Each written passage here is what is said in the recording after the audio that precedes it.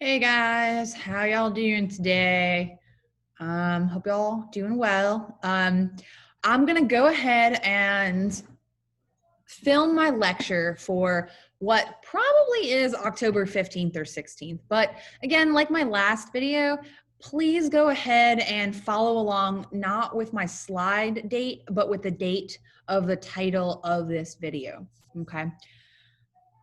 So today, guys, we are actually going to be shifting back into Unit 3, and we're going to be talking about land-based empires. So you guys might remember that in this class, we keep kind of referencing in passing China. China was a huge player in period 1. Remember, the Song Dynasty, very, very important until the Mongols took it out, all right? And they're going to be important again, China that is. They're going to be important again in period 2, period 3, and period 4. But we need to make sure we need to establish China as a land-based empire. And so that's what we're going to do today. So again, in passing references, you might have heard me refer to China with regard to the Spanish. So China was importing silver from the Spanish Empire in South America. So today we're going to talk a little bit more about that. All right, so let's begin. All right. Again, guys, we are still in period 2. We're doing unit 3. So we're talking about land-based empires, which in juxtaposition with maritime-based empires. And we're going to be talking about different land-based empires from here on out. Today, we are starting with China. So we are starting with the Ming and the Qing empires. Okay, so just a little FYI, the Q and the I in Chinese is pronounced ch, ch. So Ming and Qing. Okay, if you guys in class make a comment about Qing or anything, that'll be okay. But I'm going to, from here on out, reference this as the Qing. Okay, and we'll discuss in-class work later on in class. So if you're missing class and having to watch this to catch up, email me for your in-class work. Okay. All right, so last week you guys wrote your first LEQ. So, meme of the day for you.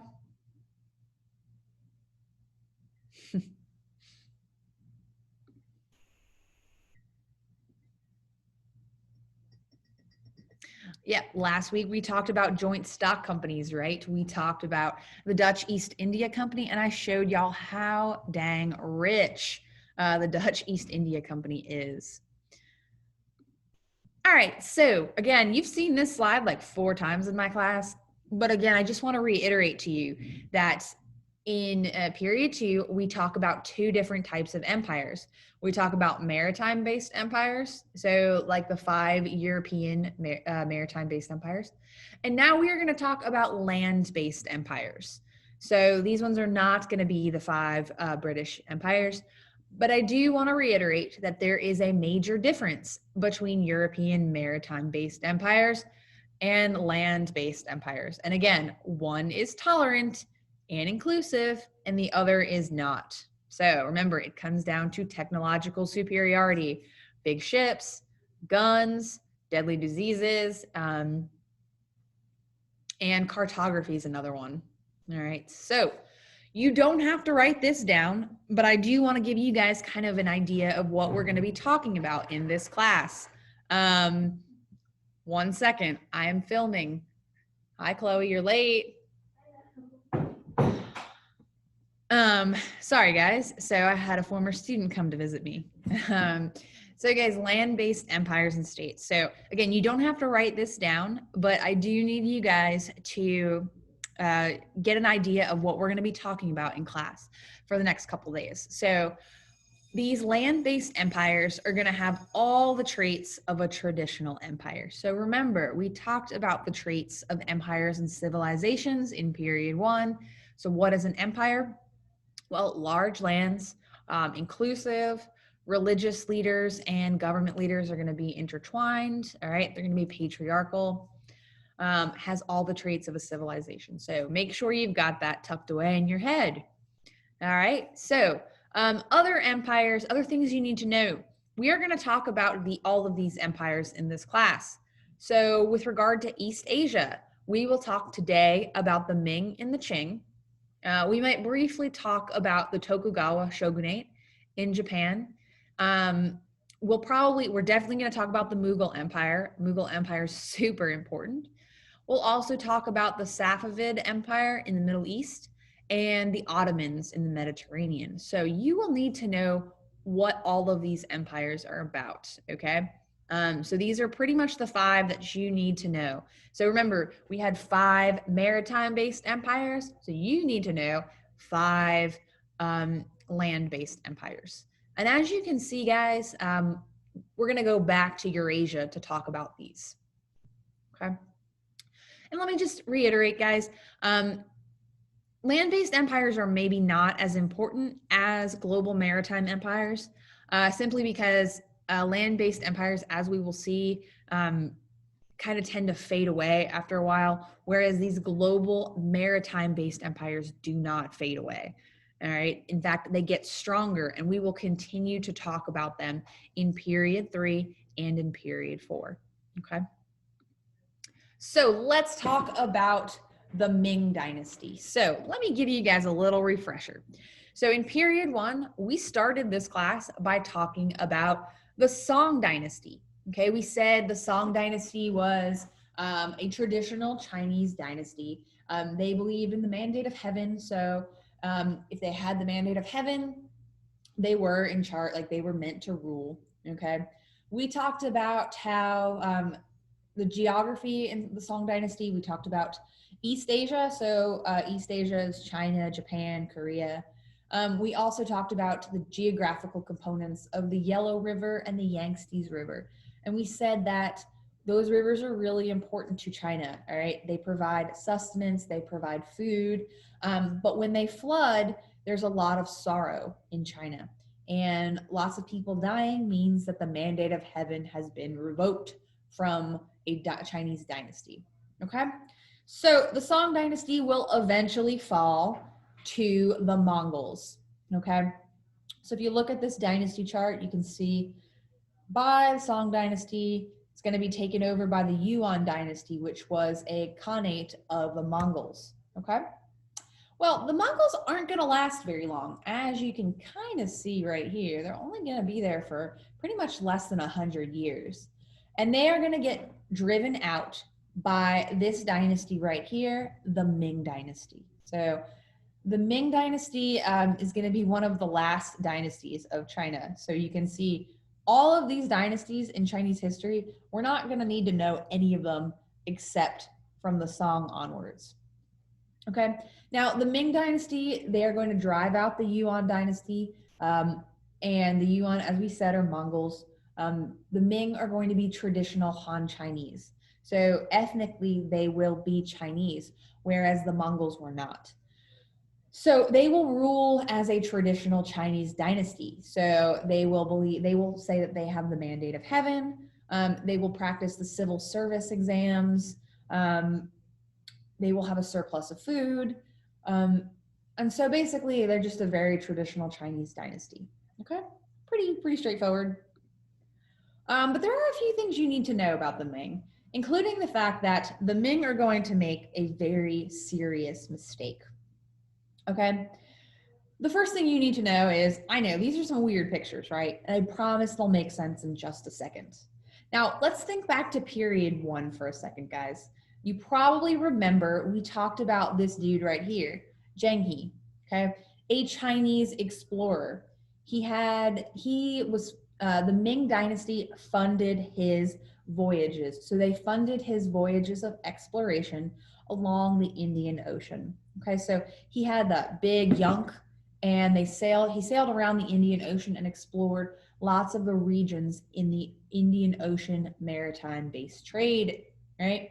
And this could have been a moment when China was able to compete with the Europeans.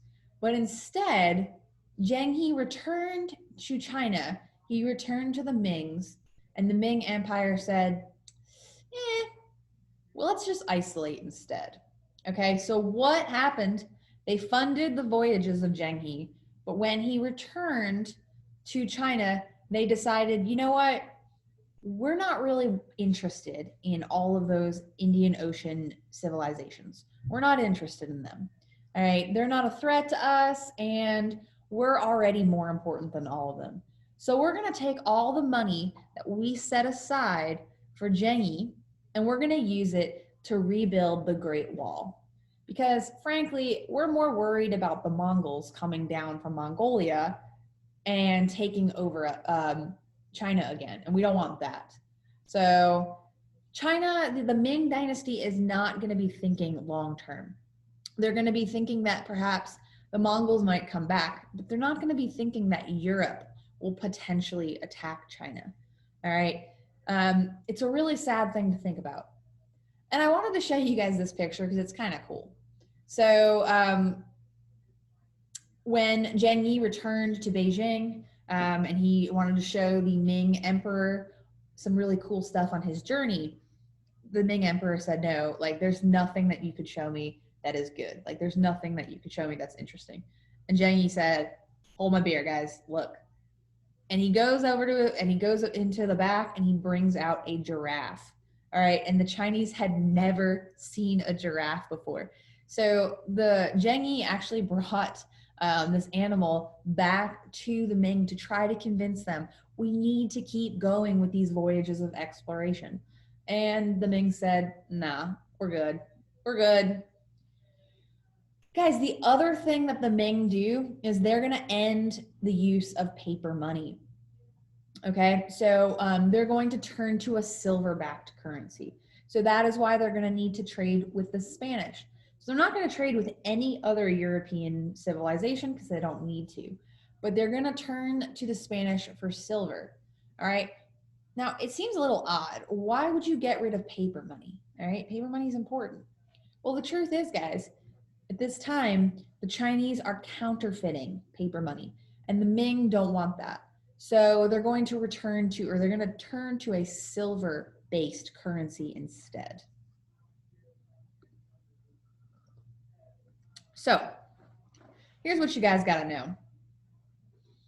After the Ming Dynasty canceled the voyages of Zheng He, all right, after they said, you know what, there's nothing out there in the world that we could possibly want that we don't already have here. The Ming are going to adopt isolationist policies. So what is an isolationist policy? Well, it's basically like saying, this is our country, all right, and we are only interested in what we can produce and what we can make. We're not going to trade with other people.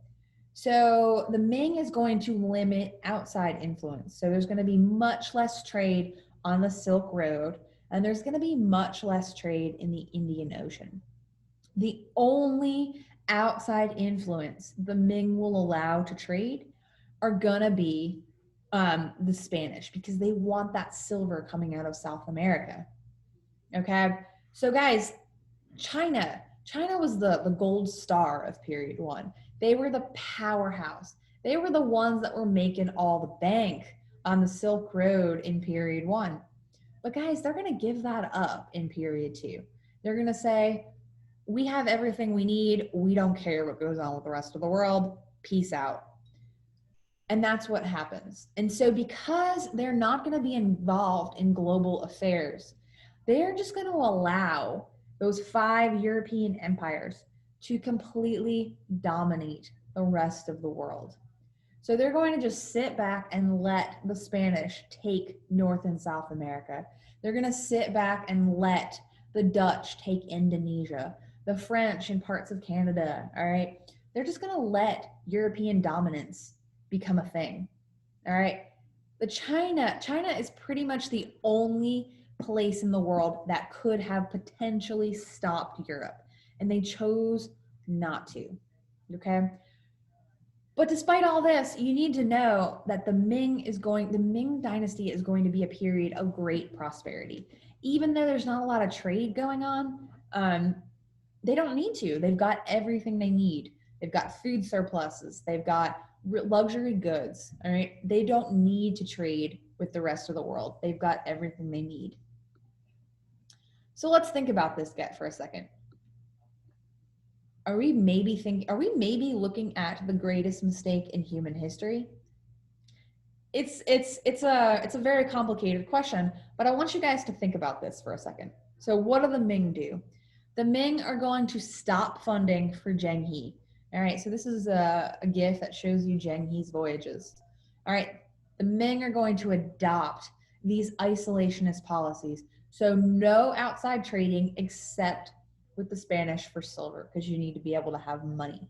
All right, when they stop funding Zheng He's voyages, they also stop funding the Navy. All right, they stop funding for important naval technology. So they're not building any new ships. They're not building any new guns for ships. Okay, instead, they're taking that money and they're redirecting it. So all that money that could go to building powerful ships is going to be redirected to rebuilding the Great Wall. Because they're afraid the Mongols are going to return, guys. Okay, so all of this considered, they are going to allow the European empires that power, all right, that resource extraction. They're going to allow the Europeans this expansion to go completely unchecked. All right, so just think about that for a minute. No one is willing to stop the Europeans. Yes, we talked a little bit about some small native groups that were willing to stand up to the Europeans, but they weren't going to be able to stop all of Europe. China possibly could have. All right. So because China did not stop Europe, we're sitting here like wondering, this great what if. What if China had continued to fund Zheng He's voyages? Would China have colonized Africa instead of Europe? All right. Would China have colonized the New World instead of Europe? Who knows? But it's something to think about, okay? And it's definitely a big mistake made on the part of the Ming, okay? All right, guys, like all dynasties in China, this one is gonna lose the mandate of heaven. So again, this is gonna be a traditional Chinese dynasty. And so they have to prove to the Chinese people that they have the mandate of heaven. And guess what? They lose it. So after lots of floods, lots of dead peasants, we're finally going to get an uprising. Okay. Very unpopular emperors, serious floods, massive peasant rebellion is going to take place against the Ming. Okay. So in 1639, you don't really need to know that year, the Ming are going to collapse. But before they completely collapse, the Ming hire outside mercenaries. So does anyone know what a mercenary is? A mercenary is a soldier that is paid for hire. So if someone is paying you to fight, you're a mercenary. So you don't necessarily have the ideological belief in the fight. You're getting paid. All right. So the Ming are going to hire a group of mercenaries. Okay. And these mercenaries are going to come from a region called Manchuria. So if you look at the world map, you have kind of on far in East Asia, all right, you have where modern day Korea is. So South Korea and North Korea. Just above modern day North Korea is a place called Manchuria. So the Ming are going to hire foreign mercenaries from Manchuria. So again, soldiers for hire.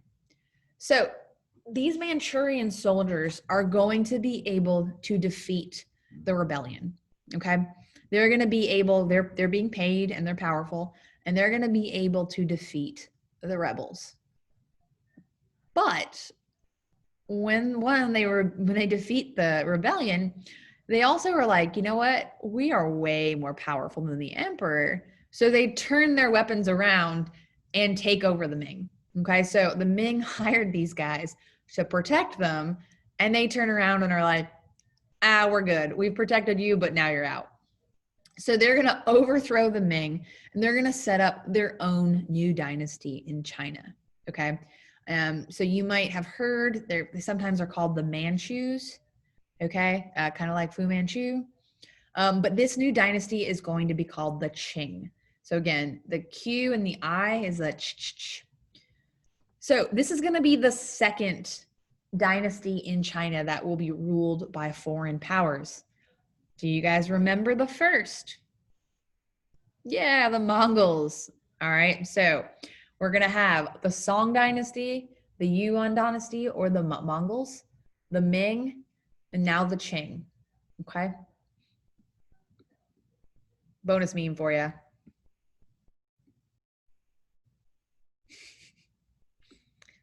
I love that kid's face. All right, guys. So let's do a quick G-Persia chart talking about the Qing. So obviously, well, first of all, they are the last Chinese dynasty. So the very last one.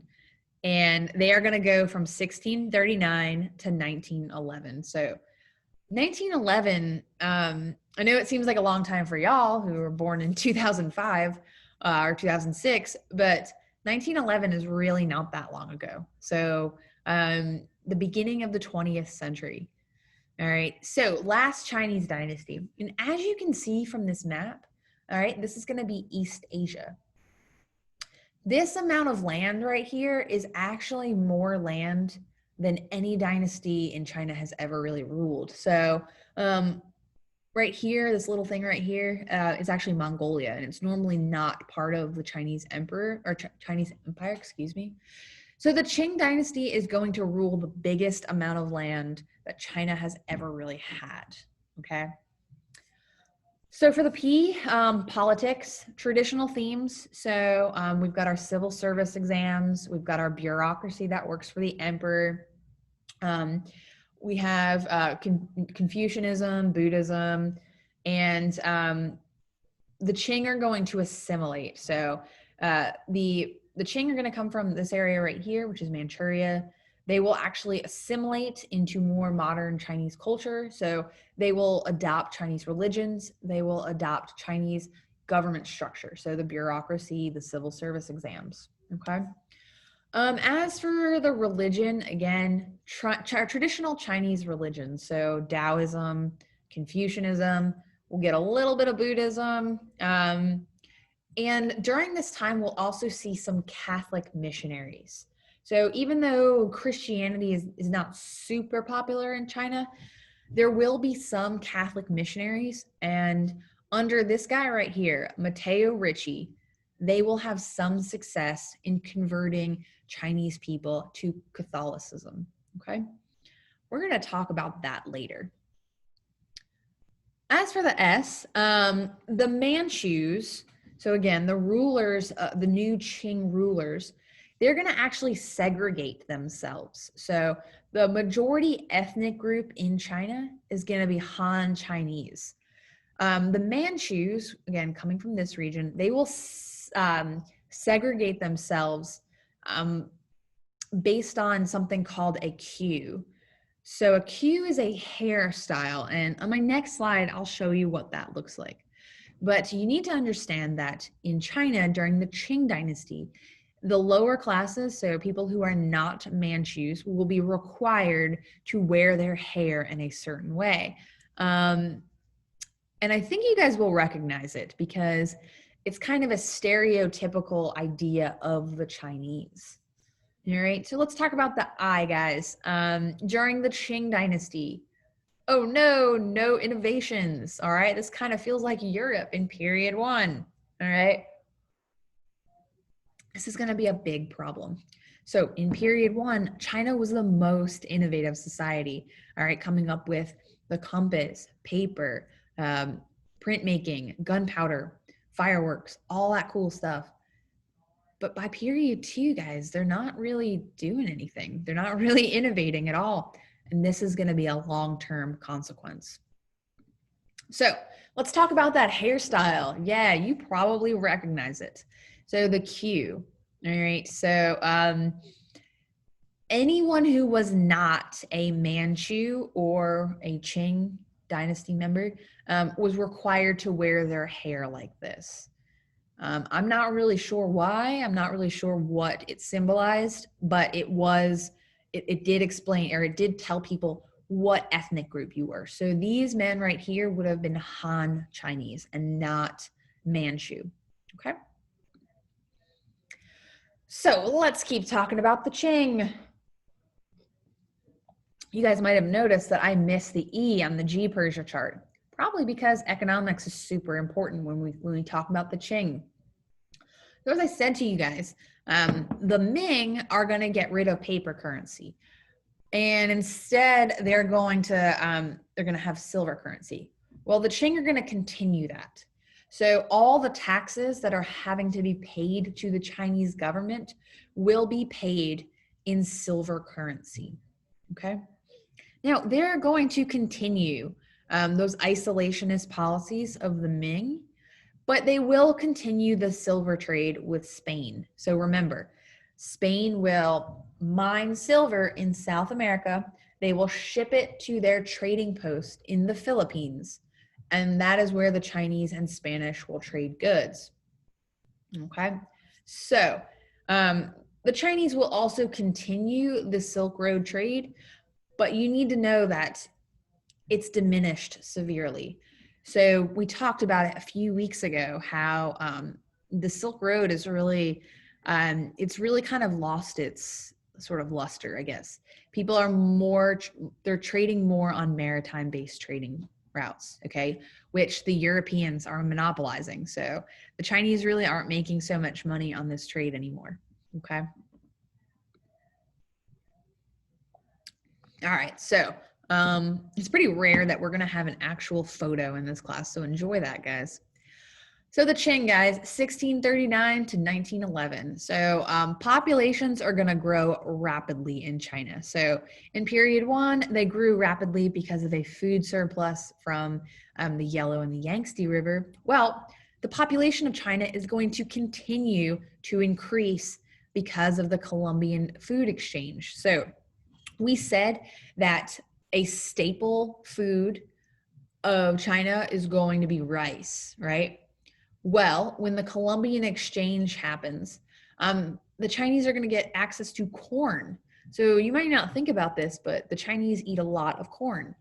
All right, they'll get a lot of other things on the Columbian exchange, and this will lead to a great population increase. So what you need to understand, guys, is that the dynastic rule of the Qing is going to be a period of great peace. All right, there's going to be a lot of peace and prosperity. And so people are going to think, okay, well, look, we can be isolated and we can still have really nice goods. We can still have a really vibrant culture. But what you don't realize is that this period of prosperity is actually masking the decline of Chinese power. So China is not innovating, okay? They're not really trading so much anymore. They're sitting back and letting Europe take over the rest of the world. And so isolationism is going to cause China, which used to be this major powerhouse, to decline when compared to the Europeans. All right, so remember, when we talk about those maritime-based empires, when we talk about the British, the French, the Portuguese, all right, the Spanish, the Dutch, we're talking about how they're very powerful and they take over lands. They're not very tolerant, okay? China is going to, build a wall and keep themselves isolated from the rest of the world. So while these maritime-based empires cannot take over China, they're still going to be falling behind the European states, and they're going to be falling behind very quickly, okay? And it's not going to end very well for them. Well, we will talk about that in period 3. All right, so you guys, I know that you don't like to memorize things, but this is going to be really helpful for you. So in period 1, guys, we talked about the Song Dynasty.